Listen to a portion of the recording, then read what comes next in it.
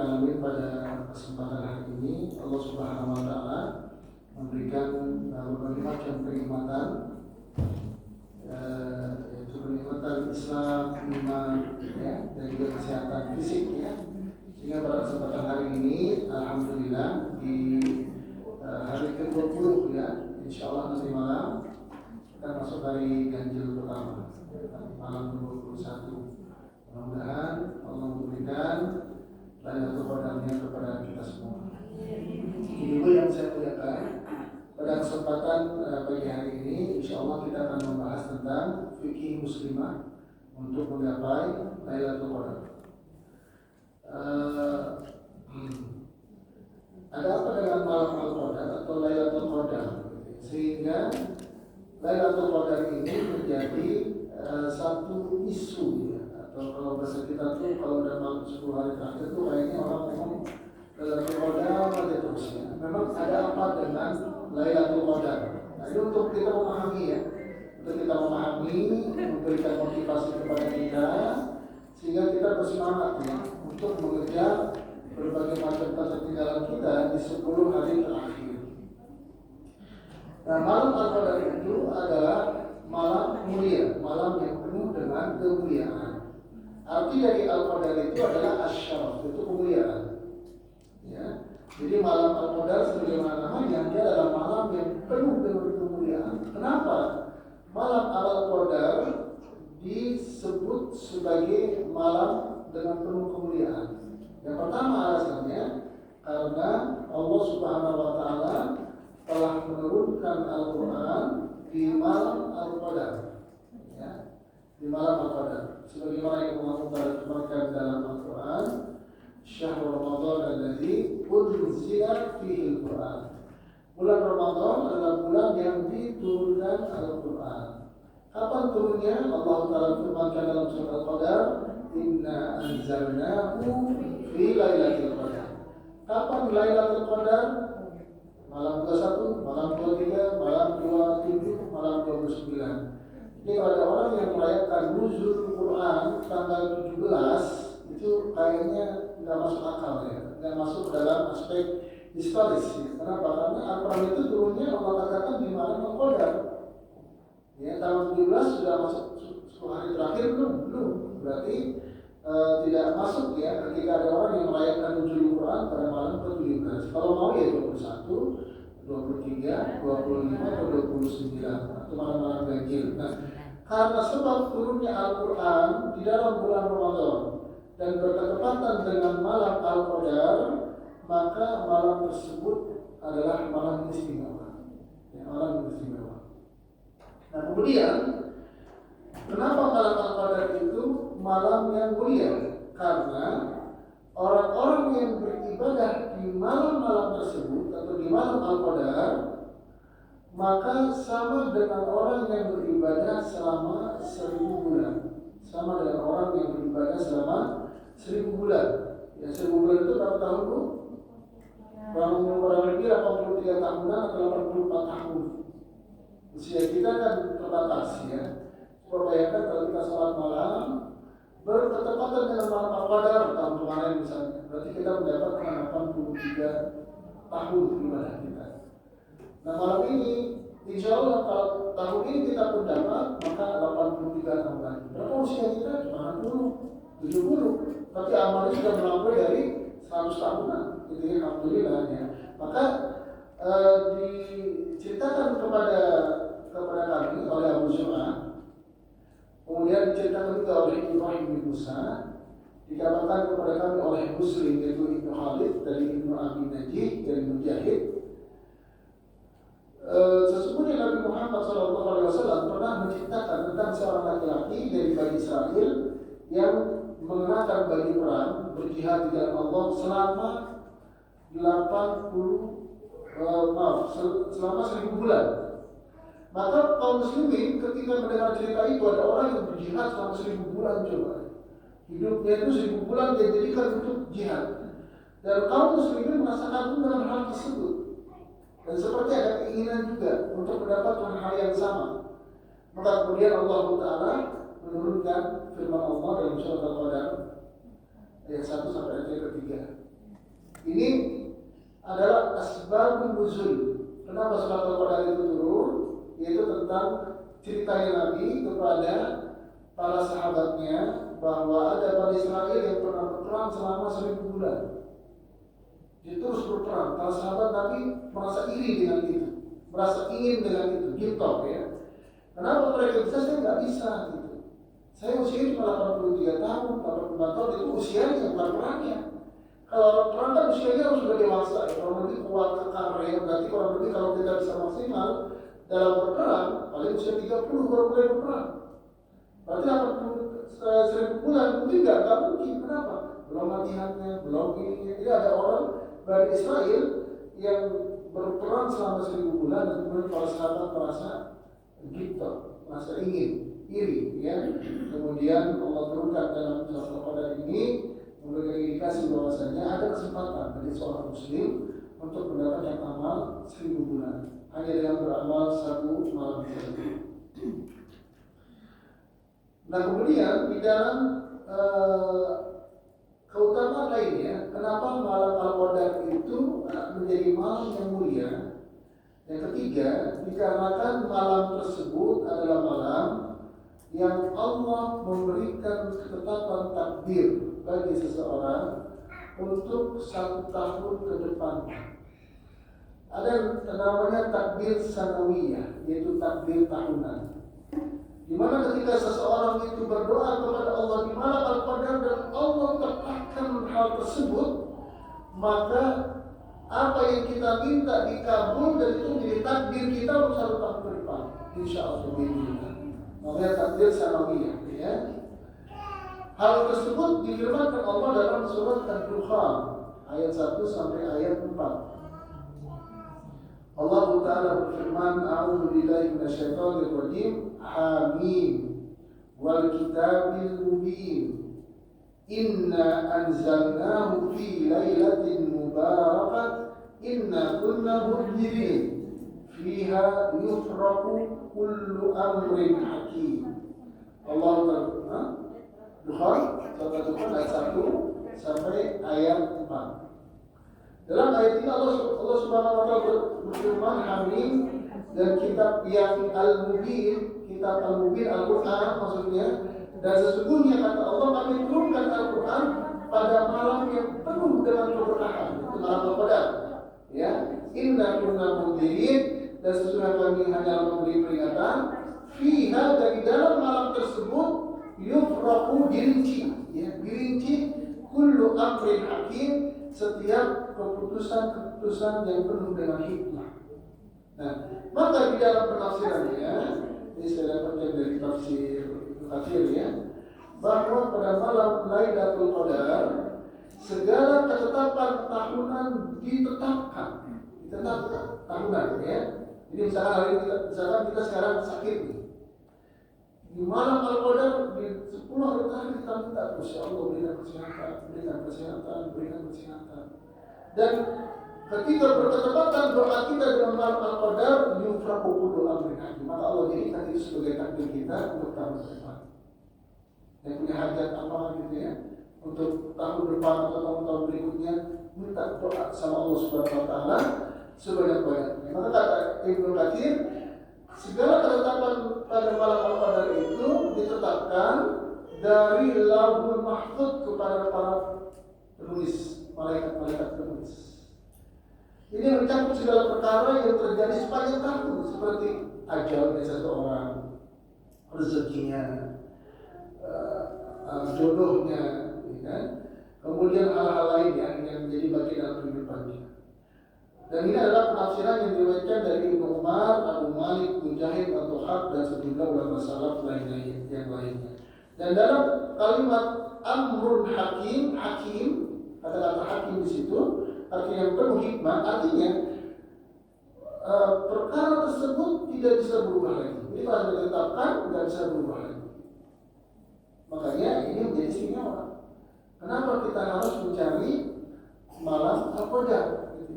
Kan kalau dulu kita waktu masih sekolah ya, malam Al-Qadar itu atau Lailatul Qadar itu identik dengan peristiwa ajaib gitu. Pohon kebalik, ya kan?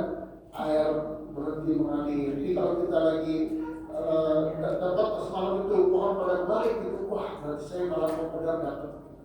Terus apa sih istimewanya? Dia kayak dapat semacam karomah gitu nanti. Dan yang lain sebagainya. Padahal poin pentingnya di dalam malam Ramadan itu adalah satu, beribadah seperti 1000 bulan. Itu. Yang kedua, ada doa-doa yang akan menjadi ketetapan takdir kita. Itu yang menjadi istimewanya. Jadi jangan berharap nanti nunggu air sungai berhenti mengalir sehingga dia seperti mendapatkan karomah. Tidak demikian. Nah, oleh karena itu sebenarnya itu penting sekali kan ya. Ada di antara kita ingin naik haji, ingin umroh, ingin anaknya pintar jadi hafal Quran, gitu ya, misalnya. Jadi malam Ramadan itu di 10 hari terakhir usahakan terus berdoa, sepanjang malam terus berdoa. Dan mudah-mudahan setiap doa-doa itu dijabah oleh Allah Subhanahu wa Ta'ala dan dijadikan takdir kita. Dan itu terjadi setiap tahun ya. Di malam Ramadan itu takdir sanawiyah itu terjadi setiap tahun. Nah, oleh karena itu, bagaimana cara mendapatkan malam Al-Qadar bagi seorang muslim? Bagaimana cara mendapatkan malam Al-Qadar bagi seorang muslimah? Yang pertama adalah melakukan ibadah iktikaf di masjid. Nah, saya nggak tahu di sini nih, ada nggak iktikaf buat akhwat? Ya, ada nggak di sini? Gak ada tempat ya? Gak ada tempat, jadi sepertinya susah ya. Terus di mana Ustaz? Ya kalau ada masjid-masjid yang membuka pendaftaran untuk iktikaf di masjid, kalau di sini nggak dibuka gitu misalnya, cari di masjid lain misalkan, apakah boleh? Boleh, silakan. Ya. Jadi para muslimah itu boleh beriktikaf di masjid karena dalil umum ya, dalil umum di dalam Al-Quran bahwa iktikaf itu disunahkan oleh Nabi Muhammad SAW bagi seorang laki-laki ataupun perempuan. Bahkan Nabi Muhammad SAW itu beriktikaf dengan istri-istrinya, nah satu ya, dengan istri-istrinya, gitu ya. Tapi sahabiah saat itu dia punya tenda di luar, jadi ini ruangan utama Masjid Nabawi. Kemudian di luar itu mereka buat tenda untuk kamar-kamar mereka, iktikaf. Dan Nabi tidak melarang, Bahkan secara khusus Nabi setiap malam membangunkan istri-istrinya dan anak-anaknya untuk sholat. Ya. Nah, maka para muslimah ketika dia mendapatkan izin tentunya dari suaminya ya, tapi tentunya kan seperti yang kita bahas kemarin, bahwa seorang muslimah nggak harus nggak boleh seorang suami itu menolak ketika seorang istri ingin sholat di masjid, ingin sholat tarawih di masjid, sampai iktikaf di masjid. Ya, kalau memang dirasa aman dari berbagai macam muskilah atau hal-hal yang menjadi fitnah, maka boleh bagi seorang muslimah untuk melaksanakan iktikaf. Jadi ibu-ibu yang saya hormati, perlu ditekankan bahwasanya untuk mencari malam Al-Qadar itu tidak harus iktikaf saja. Jadi iktikaf itu ibadah. Iktikaf itu ibadah. Bedanya kalau orang mencari malam Al-Qadar dengan cara iktikaf, maka sepanjang harinya itu dia ibadah kan? Karena iktikaf. Mau tidurnya pun dihitung sebagai ibadah karena iktikaf. Ya. Makanya dalam surat Al-Baqarah ya ayat 187 Allah Ta'ala berfirman wa la tubashiruhunna wa antum aqifuna fil masajid. Surat Al-Baqarah nomor surat 2 ayat 187. Janganlah kalian mencampuri istri-istrimu sedang kamu iktikaf di dalam masjid. Ini menunjukkan bahwa perempuan mana iktikaf di masjid. Ya, tapi kalau ada iktikaf di masjid jangan bercampur gitu. Tapi kalau istrinya di rumah, suami iktikaf, kemudian suaminya pulang, kemudian mereka bercampur di rumahnya, nggak apa-apa. Tapi kalau lagi iktikaf di masjid, ya jangan. Kenapa? Karena itu menodai kehormatan dari masjid itu sendiri. Di surat Al-Baqarah ayat 187 itu menetapkan bahwasanya seorang muslimah boleh untuk iktikaf di masjid. Dan nanti tinggal ibu-ibu cari saja masjid mana yang membuka pendaftaran etika di masjid selama memang ya nggak ada pekerjaan lain gitu ya. Mungkin kalau yang masih ibu yang masih akhir kecil kan susah ya gitu ya. Lagi ya kalau memang pas berkesempatan kebetulan anak-anaknya udah pulang dari pondok gitu ya. Jadi masa program pondok suruh etika jadi kayak pondok lagi gitu karena jadi bosan capek gitu ya. Nah itu mungkin perlu dipertimbangkan. Nah secara fikih kita akan coba bahas fikihnya sedikit ya. Jadi etika secara bahasa itu artinya menetap kepada sesuatu atau berdiam di satu sisi, namanya etika. Etika itu seperti ibu di sekarang namanya etika. Maka kalau ada ibu yang datang ke masjid ini dengan niatan etika hari ini, sekarang ini duduk ini, niat dalam hati, saya mau etika karena Allah. Maka ibu dapat pahala etika hari ini. Etika itu tidak harus Ramadan ya. Etika itu di luar Ramadan juga disyariatkan. Tapi di Ramadan itu utamanya, lebih utama etika di dalam bulan Ramadan. Jadi kayak kita duduk sebentar ini adalah bagian dari etika. Secara istilah, etika adalah menetap di masjid, khusus di masjidnya, untuk taat kepada Allah Subhanahu wa Ta'ala. Dan hukum dari etika itu adalah sunnah. Jadi etika itu adalah salah satu bentuk pendekatan diri kepada Allah Subhanahu wa Ta'ala. Dan hukumnya adalah sunnah. Dan etika adalah termasuk syariat yang telah disyariatkan sejak lama. Maka ketika seorang itu beretika, maka hendaklah dia mendekatkan dirinya kepada Allah Subhanahu wa Ta'ala. Jadi kalau etika itu jangan jangan ngobrol gitu ya. Misalnya kita lagi etika tanda teman karena kan iseng ya. 10 hari di masjid, sehari itu 24 jam kan. Masa doa dulu sih kan gitu ya. Masa baca Quran dulu boleh lah sekali-sekali ngobrol. Pas ngobrol masuk tuh ada gibahnya, ada masjidnya, ngomongin sinetron, ngomongin pel gitu ya. Apalagi kalau sekarang udah ada handphone ya, ada handphone udah lebih kacau lagi. Ya, ketika itu ada kacau dan biasanya bisa buka YouTube, bisa buka. Emang kalau yang paling bagus tuh pas lagi itikaf itu, kalau itikafnya memang untuk mendekatkan diri kepada Allah ya. Misalkan buka handphone itu terbatas sekitar jam 10 sampai 11. Saya untuk melihat orang WA aja. Ntar tutup lagi. Jadi betul-betul kita jadi orang yang tidak lagi kenal dunia gitu ya. Itu masya Allah kalau bisa begitu. Tapi kalau sampai handphonenya taruh aja di rumah gitu. Ini saya taruh di rumah saya itikaf. Nanti kalau ada yang orang perlu ke masjid aja. Wah itu benar-benar gak bisa ngapain kan? Karena sekarang kan kita apa-apa kalau ketinggalan. Kalau bukan handphone, dia nggak akan balik lagi. Saya sering tuh ketinggalan dompet, nggak balik saya. Karena di handphone ada mobil banking kan. Tapi pada handphone yang ketinggalan, dompet di bawah. Saya balik lagi, gitu. Biasa gitu.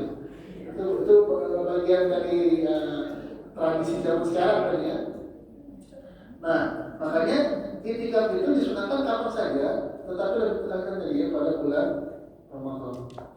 Dalilnya Rasulullah SAW selalu beriktikaf pada 10 hari terakhir Ramadan, selalu beriktikaf. Ini sunnah ya, artinya pekerjaan Rasul. Jadi Nabi itu iktikafnya itu full 10 hari, tidak keluar-keluar. Kalau kita kan ada istilahnya adalah iktikaf kalong ya, iktikaf kalong, masuk kalong gitu ya. Lagi shift ganjil gitu ya. Jadi kalau ganjil masuk, kalau dekat keluar gitu ya gitu. Itu yang ini. Dan Nabi Muhammad SAW itu fikihnya adalah beliau beriktikaf pada 10 malam terakhir dan tidak keluar-keluar. Itu yang menjadi fikihnya beliau. Kecuali beberapa waktu saja dia pernah keluar ketika mensolatkan jenazah, kemudian pernah keluar mengantarkan keluarganya pulang ke rumah.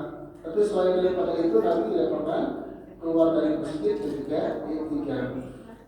Ya, sampai ketika Nabi di dalam masjid itu kemudian kan Nabi itu di samping mihrabnya itu kan kamarnya ya. Jadi dari dalam kamar dia mengeluarkan kepalanya ke kamarnya, disisirin sama Aisyah. Terus keluarnya gimana? Masukin lagi. Saking memang ketika iktikaf nggak keluar dari masjid. Nah, apa yang menjadi syarat sah dari iktikaf? Itu tuh ya, iktikaf itu ibadah. Bisa dikerjakan di dalam bulan Ramadan atau di luar bulan Ramadan, tapi lebih utama di dalam bulan Ramadan. Jadi untuk mendapatkan pahala qadar tidak harus itikaf, tapi yang Nabi lakukan 10 hari terakhir itu adalah dengan cara beritikaf karena lebih fokus dirinya. Nah, itikaf itu kalau kita itikaf nantinya, itikaf itu syarat sahnya adalah yang pertama niat. Niat itu artinya menyengaja untuk mendekatkan diri kepada Allah Subhanahu Wa Taala ketika dia duduk. Jadi itikaf itu kan lebih kepada diam, duduk ya. Jadi masuk ke masjid, nanti misalkan ibu nih mau niat itikaf, dan yang perlu dipahami ya, itikaf itu kata Syekh Fauzan 1 jam aja itikaf bisa. Jadi kita nggak perlu ya, kalau memang kita nggak punya kemampuan, Allah bilang fattakullah mastata'tum, bertakwa sesuai kemampuan. Kalau sudah 10 hari silakan mengikuti sunnah Rasul. Tapi kalau nggak sanggup jangan ditinggalkan gitu. Misalnya 1 jam aja, habis sholat maghrib sampai isya, pakai tarawih selesai. Ya, jadi di waktu itu masuk masjid dan kita sengajakan untuk beriktikaf. Kalau kita mau sedikit yakin ya, kita bolehlah mentalafutkan niatnya misalnya. Saya niat beriktikaf pada Allah Subhanahu Wa Taala. Duduk baca Quran, gitu ya. Udah kalau udah duduk jangan buka-buka HP lagi kan gitu ya. Baca Quran, baca Quran, doa sampai tarawih selesai kita pulang. Itu iktikaf dan itu berpahala di situ. Itu termasuk amal ibadah dan tercatat kalau ya, tercatat kalau memang itu malam qadar, maka itu termasuk kita beriktikaf selama 1000 bulan. Nah, Masya Allah ya, ketika itu cuma 1 jam, berarti seperti 1000 bulan gitu. Dan kemudian niat lagi nanti sebelum harta matlai al-fajri. Jadi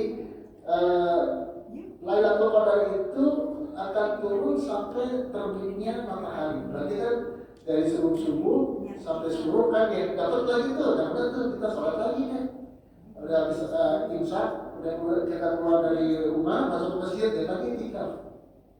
Nah nanti selesai dari terus saya baca Quran, doa terus sampai terbitnya matahari. Suruh tidak pernah keluar, dan begitu saja. Itu kalau memang kita tidak punya kesanggupan.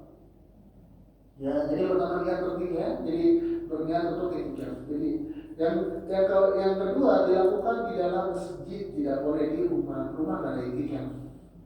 Tapi di masjid. Boleh nggak sih di musola gitu ya? Boleh nggak sih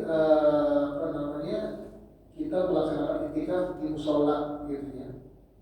Nah, pada umumnya kan musola sama masjid sama aja ya.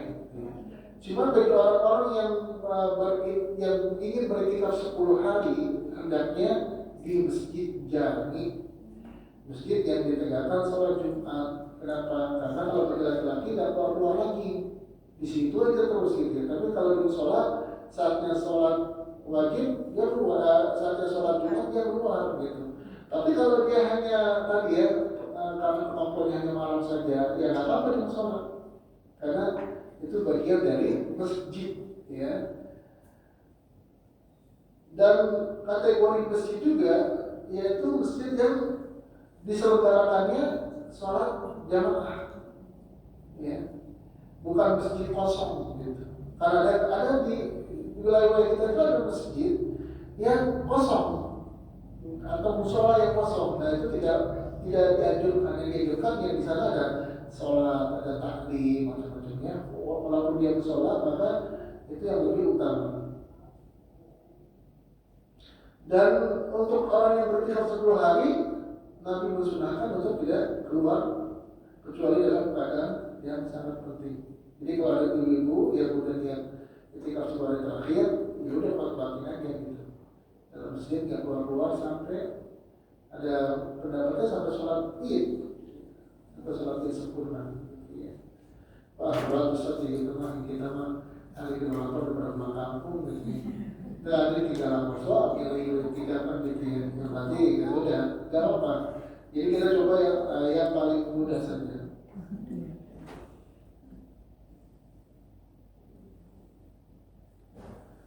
Nah kemudian di antara amal lainnya, di antara amal lain yang bisa dilakukan pada malam Ramadan itu adalah berdoa berzikir, membaca Al-Quran. Ini amal lisannya. Berdoa, beristighfar, berzikir, membaca Al-Quran. Jadi baca Al-Quran, udah bosan istighfar, udah bosan zikir, udah bosan doa. Gitu kan. Untuk kayak zaman 5 tahun terus itu bosan lagi, doa lagi terus itu baca Quran lagi ya. Memang memang sangat disayangkan ya kalau di malam Ramadan itu kita tidur gitu. Memang paling enak itu pagi sampai maghrib kita tidur. Boleh karena kan kita mau cari utama malamnya. Pas malamnya kita bangun mulai dari maghrib sampai pagi lagi. Itu mata gak pernah bagus baca terus gitu ya. Nah, kenapa? Karena apa namanya? Tadi yang kita sebutkan di awal, karena malam Al-Qadar itu adalah malam di mana Allah tetapkan takdir tahunan kita. Jadi sayang kalau ada waktu-waktu yang dilewatkan untuk tidak berdoa. Maka kalau misalkan ada ibu yang tidak bisa iktikaf di masjid misalnya, maka dia lakukan itu di rumah saja. Di rumah saja udah doa, istighfar, zikir, baca Quran di rumah saja. Misalkan karena ada sesuatu, karena sakit, keperluan.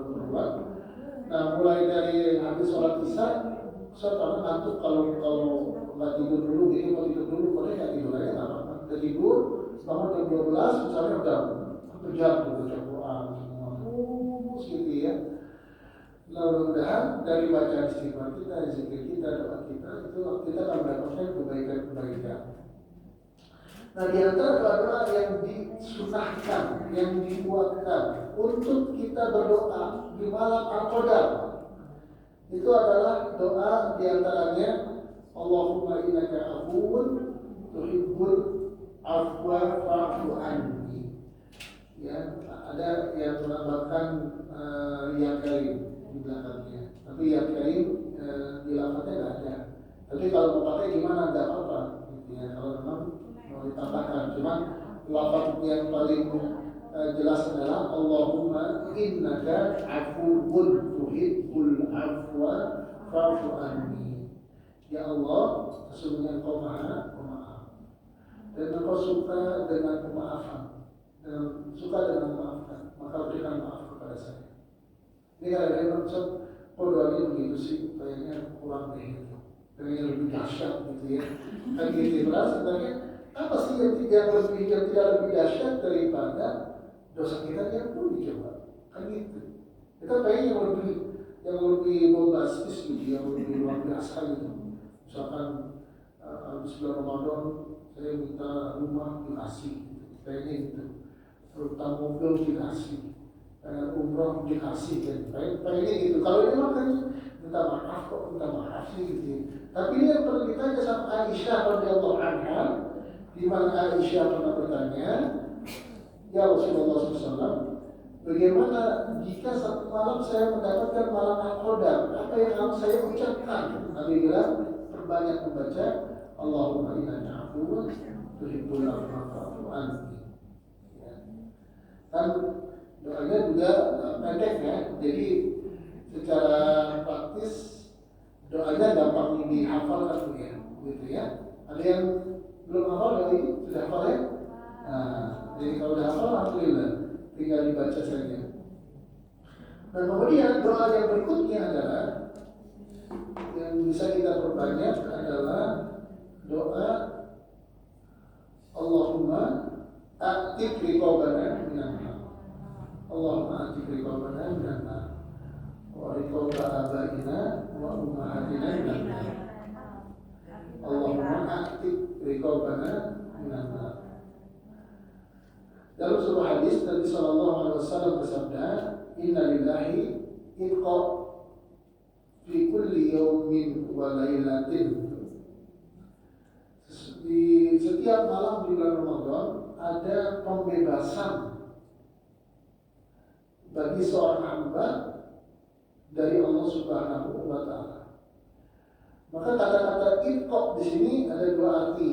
Yang pertama, katratul itqa minan nar fi ayyami sawmi fi Ramadan bi maghfirati dzunubihim wa qabuli ibadatihim wa hafadhahu min al-ma'asi allati hiya asbab al-adab.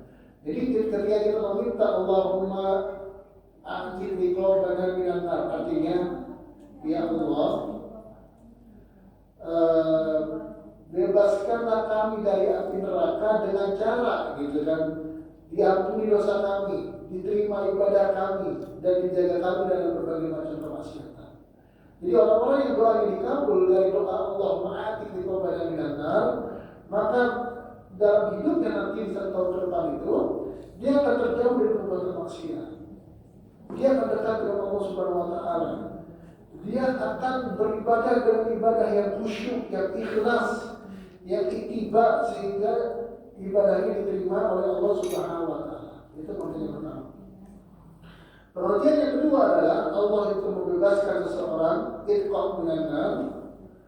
Ya, artinya adalah doa yang dikabul, dibebas, dilepas gitu ya. Artinya itu setiap orang yang diberikan pembebasan oleh Allah Subhanahu wa taala, dia memiliki doa yang dikabulkan. Jika seorang itu berdoa Allahumma a'ti riqabana minan nar, artinya adalah ya Allah, kabulkanlah doa saya. Ini dibebaskan, dilepaskan seseorang dari doa-doa yang tidak dijabah. Nah, maka ini adalah doa-doa yang afdal. Selain itu ada kalau Ustaz boleh silakan apa Rabbana atina fid dunya hasanah, boleh. Ya, pakai doa bahasa Indonesia bagaimana Ustaz? Boleh silakan. Karena tidak selalu seorang itu berdoa dengan bahasa Arab. Boleh dengan bahasa Indonesia. Bahasa Sunda boleh Ustaz? Boleh. Bahasa Jawa boleh? Boleh. Bahasa Manado? Boleh. Bahasa Sulawesi? Boleh. Bahasa Padang? Boleh, silakan. Yang penting dengan doa-doa yang baik, ya. Intinya adalah bahwa di mana Ramadan itu perbanyak untuk berdoa kepada Allah Subhanahu wa taala. Sampai kita bosan doa itu. Dan sampai doa itu cuma satu kali doa, udah bosan. Rabbana atina fid dunya hasanah wa fil akhirati hasanah wa qina adzabannar. Bosan gitu langsung. Padahal bosan doa. Memang yang kurang kita itu doa. Dan di dalam Al-Quran di malam 10 hari terakhir kita diajarkan untuk banyak berdoa. Dan jangan merasa cukup dengan berdoa 1 kali 2 kali, tapi sebanyak-banyaknya. Ya. Kemudian yang ketiga, ini yang terakhir ya, fikih muslimah untuk mencapai malam Lailatul Qadar adalah dengan cara melaksanakan sholat malam dalam bentuk qiyamul lail atau tahajud atau tarawih dan witir. Tarawih witir boleh, tahajud boleh, qiyamul lail boleh. Ya. Nah, jadi di dalam sebuah hadis Nabi Muhammad SAW bersabda, "Man qama lailatal qadri imanan wa ihtisaban, ghufira lahu ma taqaddama min dhanbihi." Bagi siapa yang berdiri, qama berdiri pada malam Al-Qadar dengan penuh iman dan ihtisab, maka akan diampuni dosa-dosanya yang telah terdahulu. Maka ini ada keutamaannya khusus untuk sholat. Makanya kalau bisa, kalau kita mau sholat agak banyak kan, gitu ya, sholat tarawih bersama imam, tapi jangan witir dulu. Boleh nggak? Boleh, nggak apa-apa sebenarnya. Karena sholat tarawih itu kan sunnah, bersama imam pun bukan wajib. Sholat tarawih sendiri di rumah nggak apa-apa kan. Nah, ketika kita bersama imam sholat tarawih 8 rakaat, kita selesai istirahat, mereka witir, kita enggak. Nah, setelah itu mereka selesai, kita baca Quran. Setelah baca Quran kita sholat 2 rakaat. Kenapa? Karena selepas witir kan kita nggak boleh sholat sunnah lagi, kecuali sudah tidur dulu. Nanti bangun-bangun ada sholat tahajud nantinya 2 rakaat, 2 rakaat, 2 rakaat.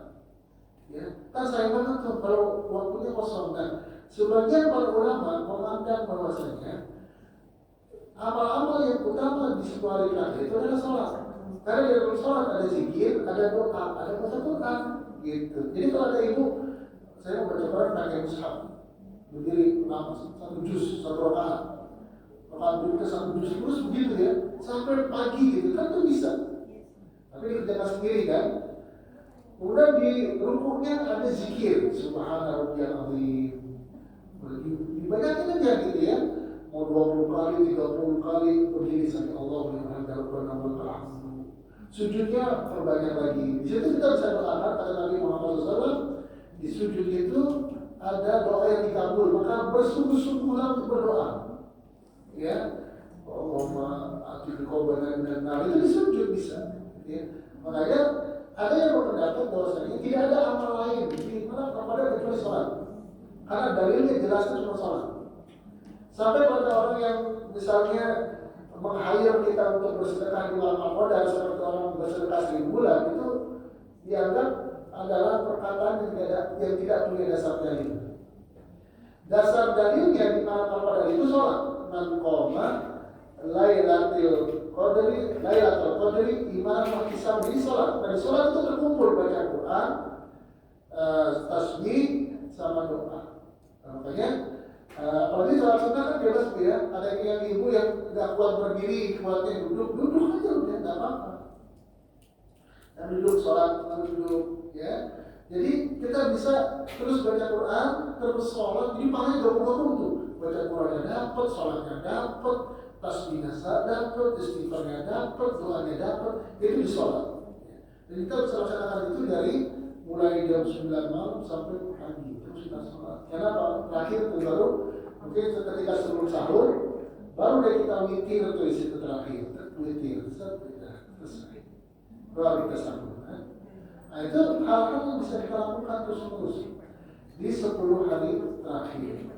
Nah, semoga Allah Subhanahu wa Ta'ala memberikan kemampuannya yang diberi kepada kita untuk bisa menuntaskan episode terakhir ya, dari Ramadan kita di 10 hari terakhir ini. Dan semoga setiap apa yang kita usahakan dibalasi dengan berbagai kebaikan. Baik, demikian yang bisa saya sampaikan untuk materi tentang fikih musliman untuk menggapai malam Al-Qadar. Jika ada hal yang mau ditanyakan, saya persilakan. Ada yang ya, silakan. Jadi menurut saya itu kan ada yang hadis sholat tarawih dan witir bersama imam seperti sholat seperti itu. Ya, itu menurut saya itu lebih baik yang seperti itu atau yang tadi witir di Ya. Ya baik. Itu hadis-hadis yang berkaitan dengan sholat tarawih bersama imam. Kan memang hadisnya cuma itu ya. Hadisnya cuma itu. Man qama Ramadhana ma'al imam hatta yansarifa. Kutiba lahu qiyamul laila kullah. Jadi siapa yang sholat bersama imam, berarti ada orang yang sholat sendirian gitu. Dan sholatnya sampai selesai, sampai imam salam. Jadi kalau imamnya 23 itu. Kalau imamnya 11, 13, maka akan diberikan catatan pahala seperti orang yang sholat sepanjang malam. Ini fadilah utama. Nah, khusus malam Al-Qadar, maka tidak ada cara lain kecuali kita harus memperbaiki sholat. Bagaimana kalau sudah ditutup dengan witir? Selesai itu, kalau kita tidur, takutnya ketiduran gitu. Tidur dulu deh. Bangun-bangun udah sahur gitu ya. Kayak banyak kami. Jadi maka yang bisa kita lakukan adalah ketika witir kita nggak witir. Dosa nggak sih? Nggak dosa. Nggak ada dosanya gitu. Mana yang lebih utama? Yang lebih utama kalau di luar malam Al-Qadar itu ikut bersama imam. Namun ketika malam Al-Qadar sebagai terakhir, jika seseorang ingin mendapatkan banyaknya sholat gitu ya, maka dia tutup tanpa witir terlebih dahulu, dan itu tidak apa-apa. Jadi kalau mana yang lebih utama di 10 hari terakhir, yang lebih utama adalah dia tutup sholat tarawihnya tapi tanpa witir bersama imam. Kecuali kalau disepakati gitu ya, sama imam, Pak Imam, ya kita akan sholat malam banyak nih, 8 rakaat, kita stop. Nanti jam 11 4 rakaat lagi, terus jam 2 4 rakaat lagi. Nah kita harus dilaporkan sama imam kan, gitu ya. Kalau imamnya nggak sanggup, karena memang kan level iman kan beda-beda ya. Iman kita beda-beda. Kalau ibu insya Allah, masya Allah gitu ya. Sholatnya panjang, sholatnya kalau berdirinya kuat gitu ya. Yang lain-lain kan kita nggak tahu ya, gitu ya. Baru baca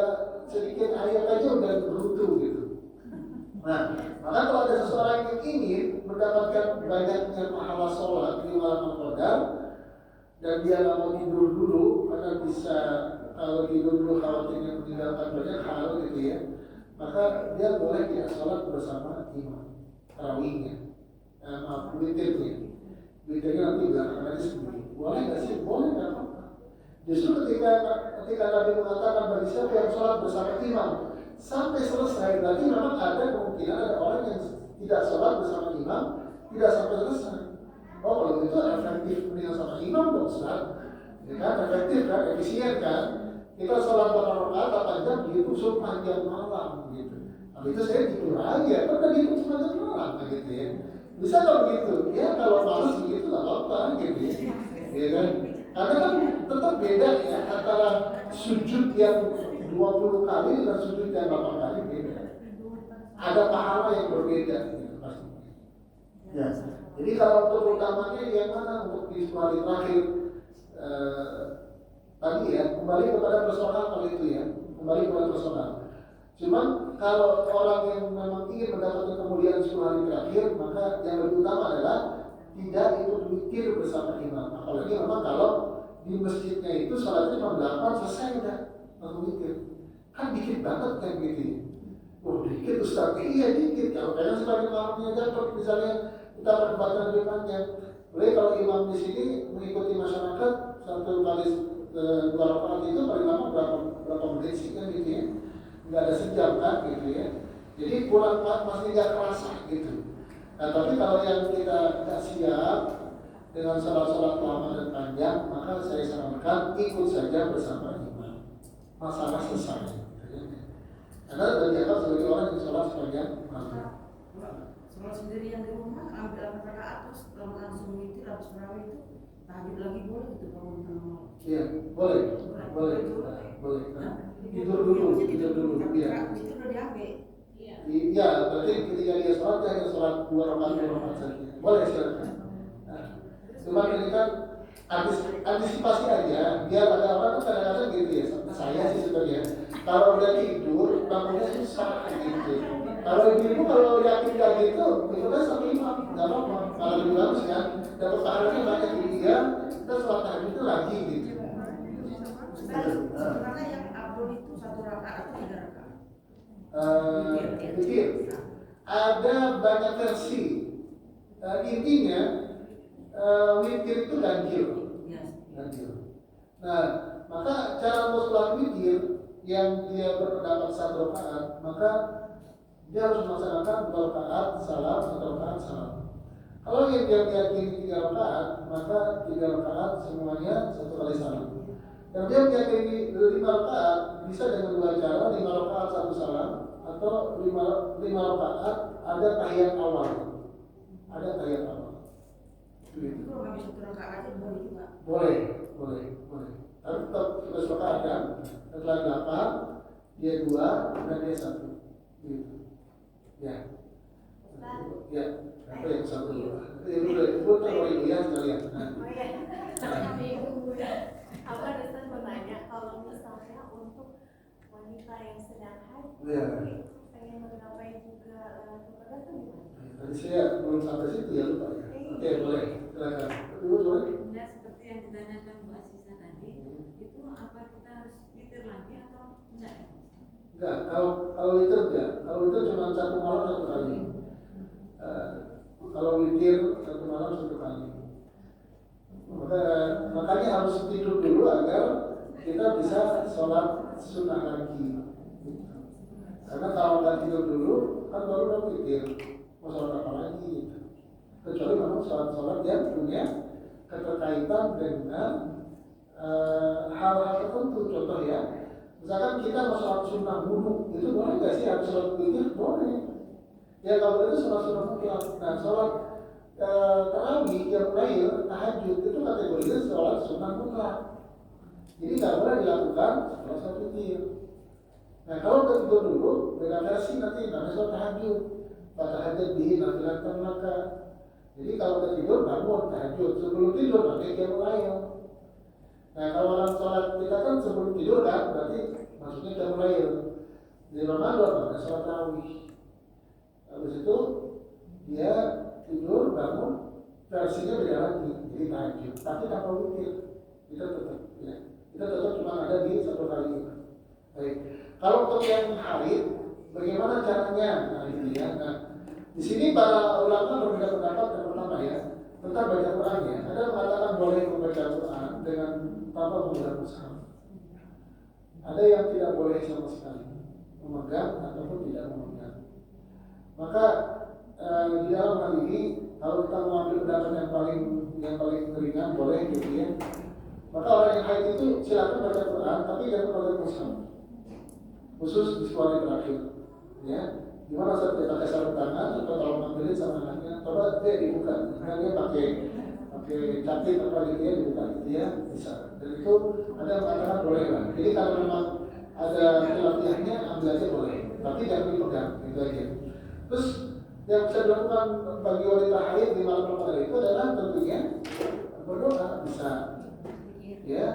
Kemudian berzikir bisa. Jadi baca Quran, berzikir, istighfar itu bisa. Maka untuk kita lebih mengkhusyukkan bagi wanita-wanita haid yang ingin beribadah di malam Ramadan, maka hendaknya dia lakukan itu secara sempurna seperti orang yang sedang mau sholat. Ya berwudu dulu lah gitu ya. Walaupun gak wajib, tapi agar hati itu terarah gitu ya.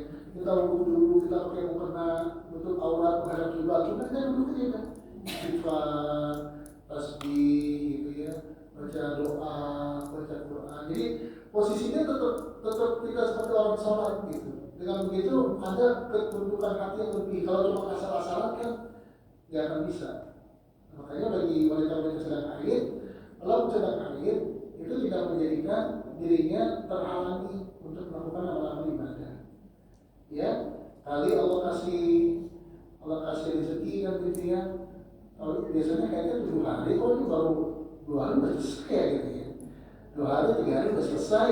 Nah, itu tandanya Allah lagi kasih rezeki sama kita, gitu ya. Sehingga jadi di hari itu nggak normal ini harus 7 hari jadi 2 hari. Atau bahkan ada yang udah haid sampai selesai Ramadan, padahal biasanya haid. Alhamdulillah kan bisa dapat malam Ramadan. Gitu ya. Makanya bagi yang itu kan bisa kita lakukan dengan cara doa ya, kita doa ya Allah gitu. Ada yang tanya gini, Ustaz bagaimana kalau saya minum obat-obatan yang menghalangi haid? Seperti ada yang kalau minum pil KB ya, maka biasanya suka berhenti haidnya. Maka ada 2 pendapat. Pendapat yang pertama adalah boleh, ya, yang pendapat yang kedua, pendapat yang pertama boleh. Pendapat yang kedua boleh dengan syarat. Dengan syarat adalah apakah benda-benda tersebut dapat merusak tubuh atau tidak. Ini harus menjadi perhatian. Misalkan makan minum itu, tanya dulu ke dokter, tanya dulu ke bidan, Bu kalau saya minum ini bahaya nggak? Kemudian yang ketiga tidak boleh. Kenapa? Karena air itu adalah fitrah yang perempuan. Buat apa jangan lagi? Biarin aja, gitu kan? Nah, tinggal kalau saya lebih cenderung kepada dia jangan lihat malam, dia kalau yang air aja udah gitu. Makanya pakai minum macam-macam, akhirnya malah mengganggu hal yang berada pada tubuh. Itu Bu ya, jadi bisa melakukan hal-hal demikian ketika sedang dalam keadaan haid. Ada lagi silakan. Yang terakhir. Oke, jelas ya? Ya. Terakhir. Tadi kan misalkan skenario-nya itu nggak ikut weekend dan imam. Itu kita misalkan sholat sebelum tidur itu kita sholat 2 rakaat itu apa yang diniatkan seperti apa sih? Oke, jadi gini sebenarnya sholat tarawih itu sholat sunnah mutlak sebenarnya. Sholat sunnah mutlak itu nggak ada niat secara khusus nih, sholat aja gitu, nggak ada niat apa-apa. Setelah tarawih itu misalnya kita mau kita Iya. sholat sunnah wudu atau apa? Jadi boleh aja gitu. Kalau sholat setelah witir maksudnya? Sebelum itu. Nggak ada witir ya Saya maksudnya? misalkan nggak nanti witirnya setelah tidur gitu di akhir sepertiga malam. Kita mau sholat tuh kan kalau saya sih tidak melafazkan niat ya Ustaz. Iya. Maksudnya di hati itu niat apa gitu? Iya, niatnya sholat sunnah mutlak atau sholat sunnah qiyamul lail sebenarnya. Ini sebenarnya ini memang yang perlu dipahami malam itu sholat. Jadi setelah orang sholat sampai isya itu ya, tapi kan ada sholat sunnah ba'diyah. Setelah sholat sunnah ba'diyah, setelah itu nggak ada sholat sunnah lain. dia dilakukan karena nggak ada sholat yang mengirim sholat wajib. Nah setelah pada umumnya setelah sholat isya Ba'diyah itu sampai subuh itu kosong, sehingga orang yang melaksanakan sholat di dalamnya itu disebut dengan sholat malam. Istilahnya sholat malam itu ada 3. Sholat malam yang pertama namanya qiyamul lail. Sholat malam yang kedua namanya tahajud. Sholat malam yang ketiga adalah sholat tarawih. Sholat malam yang dilakukan pada malam Ramadan setelah sholat isya namanya sholat tarawih. Kenapa disebut sholat tarawih? Karena waktu itu sholat itu dilaksanakan secara panjang. Siapa yang bilang tarawih? Bukan Rasul. Rasul nggak pernah bilang sholat tarawih. Adanya qiyamul lail. Makanya dalam hadis tadi kan maqoma Ramadana, gitu kan? Oke, siapa yang sholat sunnah setelah sholat isya setelah di dalam bulan Ramadan. Jadi nggak ada istilah sholat tarawih itu adalah istilah para ulama yang menunjukkan tanda cara sholat pada waktu itu. Yaitu sholat dilaksanakan dengan cara panjang, kemudian ada tarawih. Tarawih itu istirahat. Setiap 4 rakaat maka istirahat. 4 rakaat itu kan bisa sampai jam 12 malam, bisa sampai jam 1 malam. Itu berapa rakaat, gitu ya.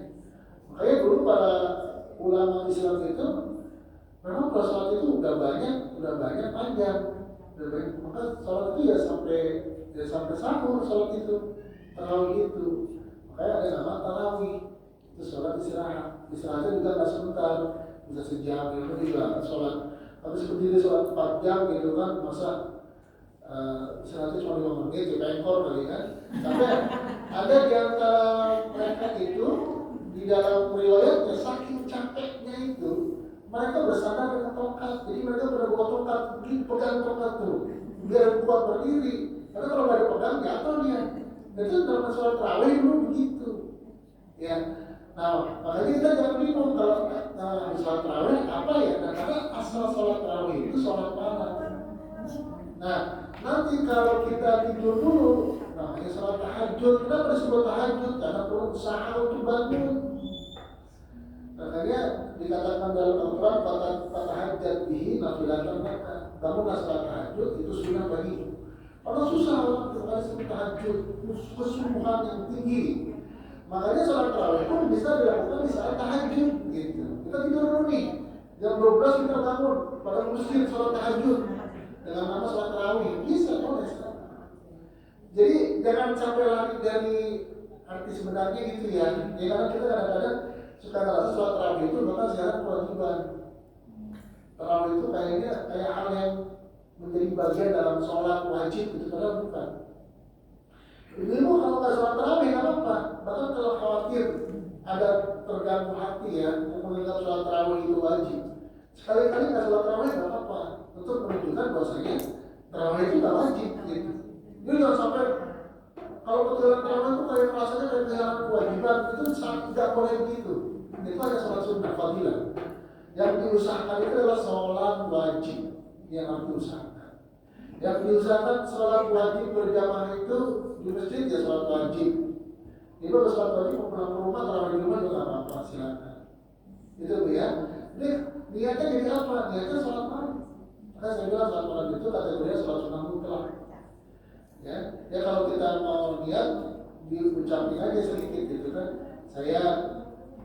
Saya mau sholat malam. Allahu Akbar. Jadi biar lebih kuat aja gitu. Boleh nggak sih? Boleh nggak apa-apa. Dari para ulama memustahabkan kalau orang punya gangguan gitu ya, gangguan keyakinan niat itu. Tapi kalau orang udah yakin nggak perlu. Tapi kalau orang punya keyakinan gangguan itu, ini sholat apa ya? Kita perlu dikuatkan di awal kali ke sholat. Gitu. Itu ya.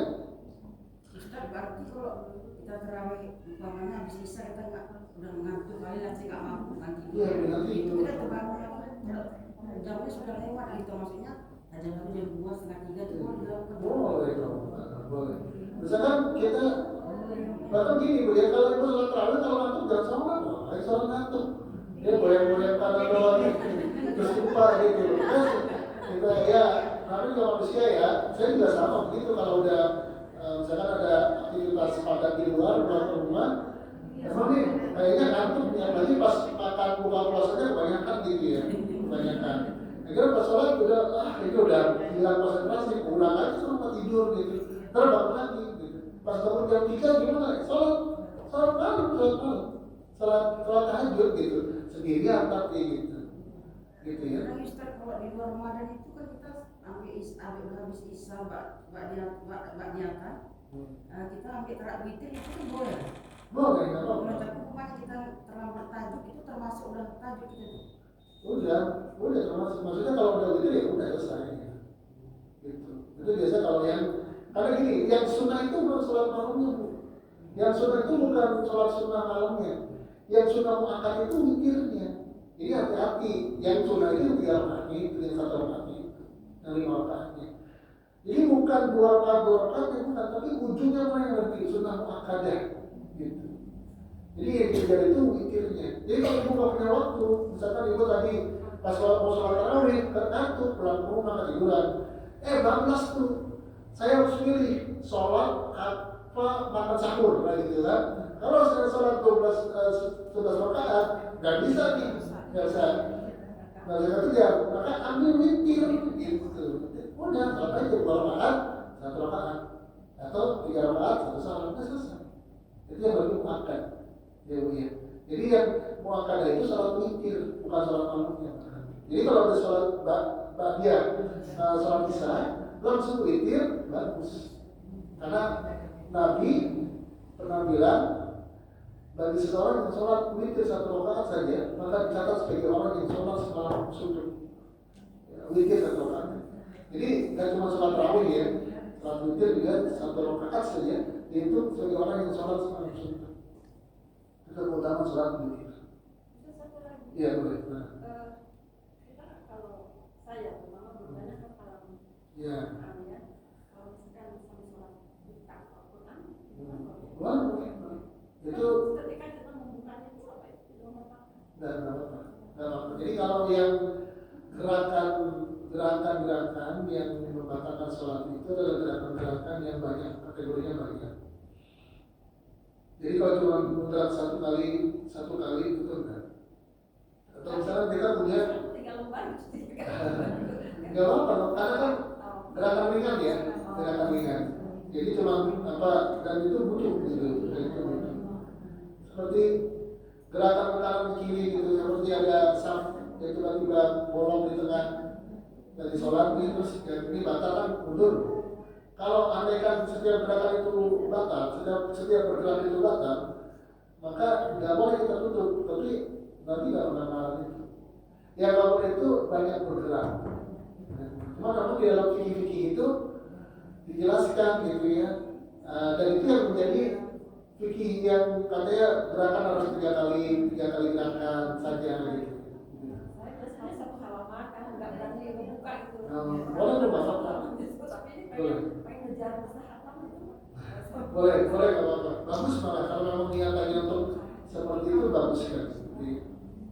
Gitu Bu ya. Boleh silakan untuk membuka mushaf ketika sedang sholat atau melihat mushaf. Atau dari sini kita masuk lagi ke kantong, ya nggak apa-apa.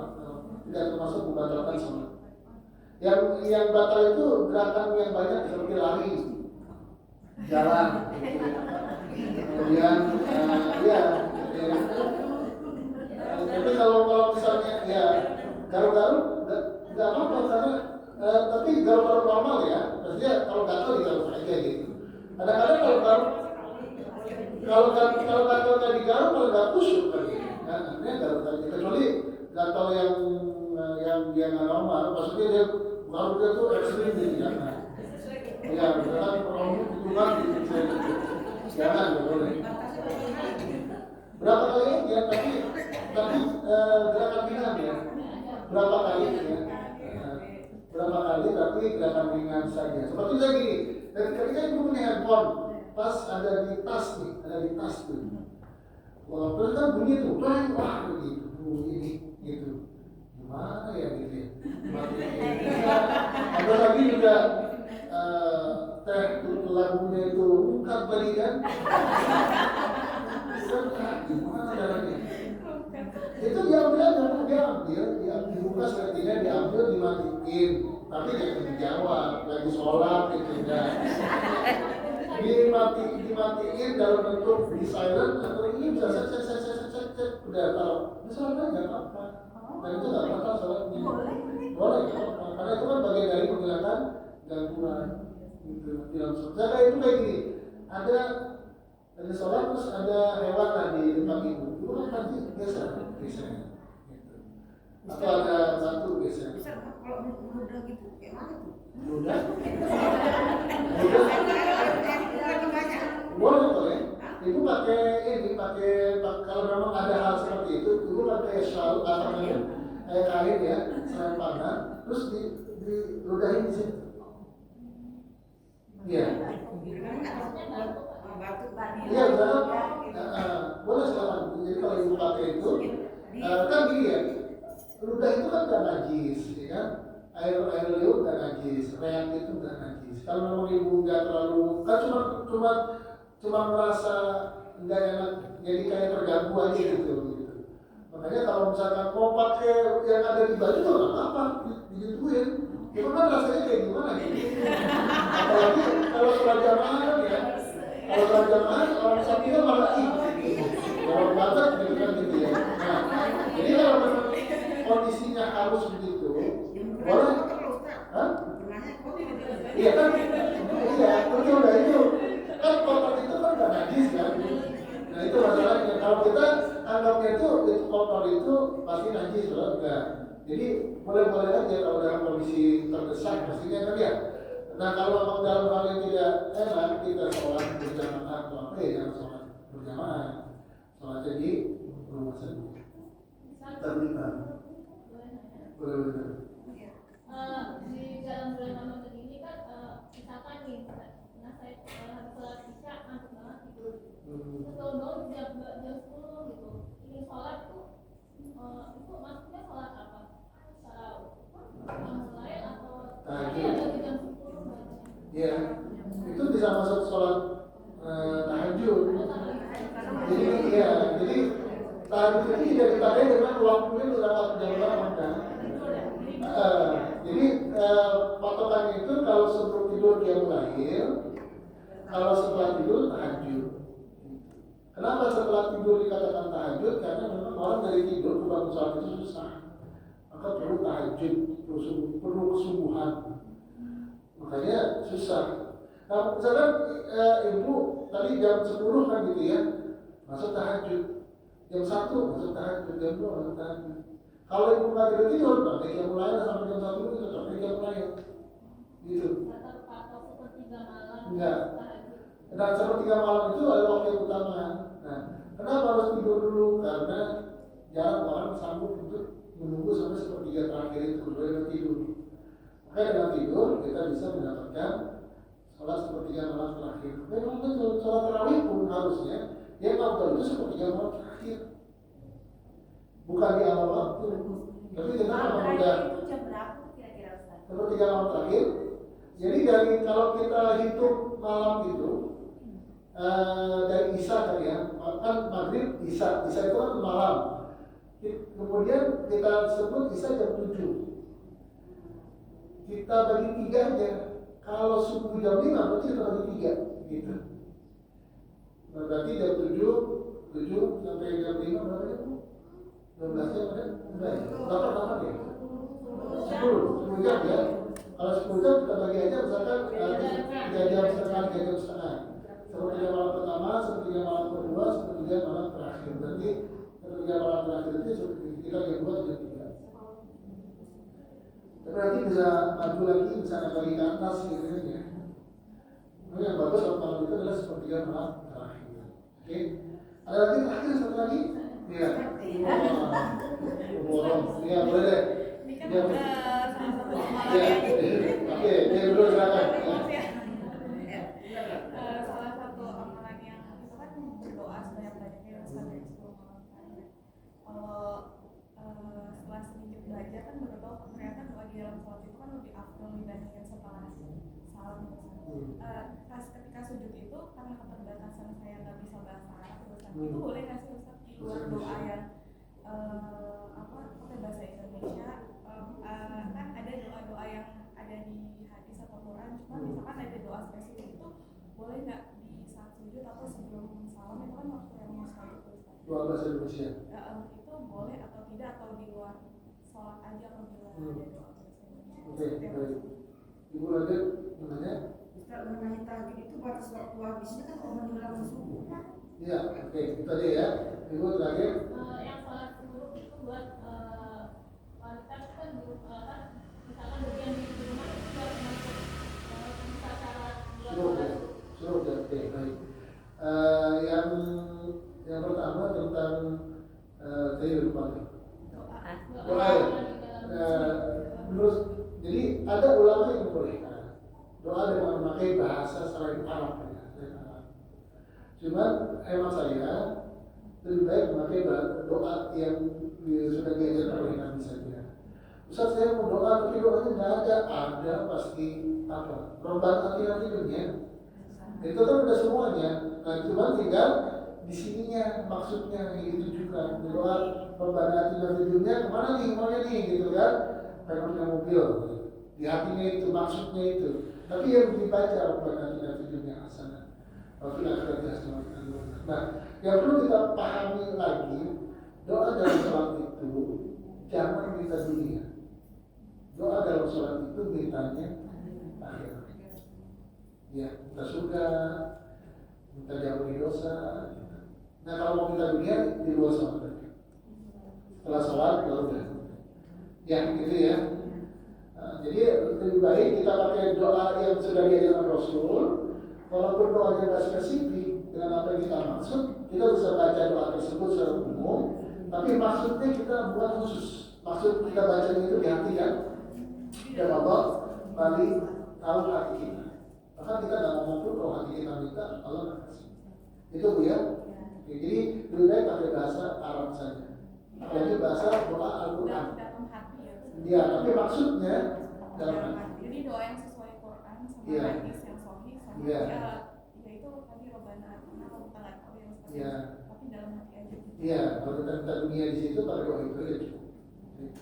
Terus batas sholat tahajud itu sampai datang subuh. Ya, itu batasnya. Sampai itu. Jadi kalau sudah subuh selesai. Ya. Ibu tentang masalah ini ya, sholat subuh itu hadisnya lemah. Sholat subuh itu hadisnya lemah. Jadi ini saya baca beberapa literatur ya, terus kemudian akhirnya saya simpulkan bahwasanya hadis yang berkaitan dengan sholat syuruk, yaitu sholat yang dikerjakan setelah sholat duduk di masjid, itu hadisnya lemah. Jadi yang sahih itu sebenarnya tidak ada sholatnya. Yang sahih itu cuma duduk gitu ya. Nah kemudian sholatnya nggak ada. Nah kalau mau disolatin gitu ya, kalau mau sholat itu sholat duha gitu. Dua awal. Kalau sekarang berapa? 30 atau 15 duha kan ya. Kalau suruh jam 6 ditambahin 30 menit aja jadi duha. Jadi kalau misalkan yang pahala umroh yang sempurna itu ada itu duduknya, bukan sholatnya. Tapi harus di masjid.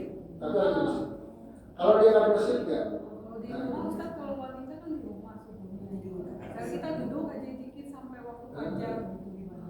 Ya kalau di teks hadisnya memang hanya orang yang sholat di masjid. Jadi kalau ibu mau dapat pahala itu masjid sholat subuh. Itu sholat di masjid, zikir sebentar mengingatkan mudah-mudahan dapat pahala haji dan umroh sempurna gitu ya. Jadi sholatnya nggak ada. Sholatnya nggak ada. Kalau misalkan mau disempurnakan dengan sholat duha saja. Baik, terima kasih ya di pertemuan terakhir di bulan Ramadan di kajian saya pastinya bukan di kajian yang lain karena mungkin di minggu depan mungkin ada lagi ya, enggak ya? Terakhir ya, alhamdulillah kita berharap kepada Allah Subhanahu Wa Taala agar apa yang kita dapatkan hari ini bisa kita amalkan di 10 hari terakhir.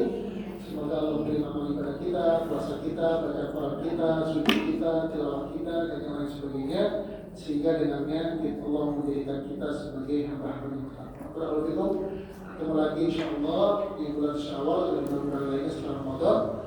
saya cukupkan dengan dua kafaratul majelis. Subhanallah wa bihamdihi, asyhadu an la ilaha illa anta astaghfiruka wa atubu ilaik. Wassalamualaikum warahmatullahi wabarakatuh.